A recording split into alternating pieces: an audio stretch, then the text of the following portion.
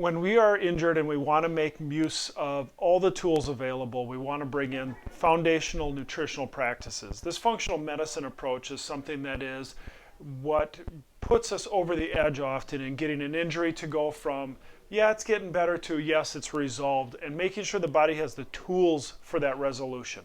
So when we look at things like tendon and ligament and disc injuries, we want to make sure that we are getting very specific with what we're using because it can help improve your rate of recovery and the quality of your recovery.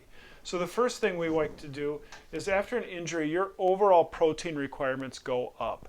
Yes, you can do this with food, absolutely, but you need to get about 1 gram to 1.25 grams per pound body weight in the days after an initial injury. It can be a lot of food, and sometimes it's a limiting factor, and so one of the cheats you can use is a protein resource. I like Paleo Protein because there's no dairy in it. It doesn't bother our gut for a lot of people who are sensitive, and it has a little easier ability to absorb that protein in your GI.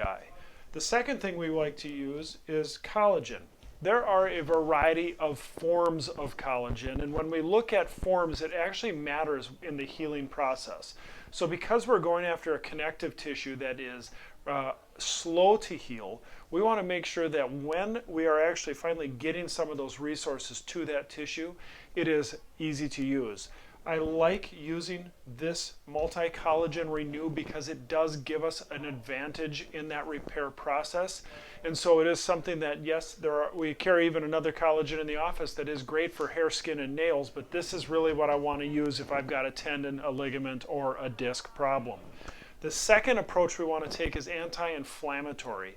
The first thing we use is Herbalise. This is something you've seen me talk about many times in the past, and it's there because it is ubiquitous in its approach to reducing swelling and inflammation in our bodies. This is something that is safe to use, will improve the rate of intake of other things because of the black pepper in it, and just works.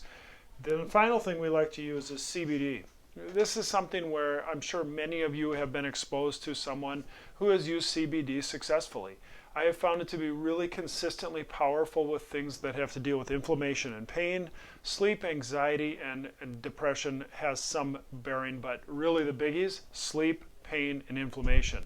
This is something that is consistently knocking it out of the park with patients and pain control, and we would really encourage to have a discussion with you if you're in the office about how to use it, because that's where I see the biggest error with CBD products is just not dosing it correctly for the person or their body type. So these are the 4 top tier things that we'll use when we're managing soft tissue and specifically disc-related injuries. There are others, and so you're in the office, you might hear me bring up something specific, and that's really where we shine, is we're trying to tailor fit care to you based on your history and what we see. If you've got questions, throw them in the comments below. We look forward to seeing you soon.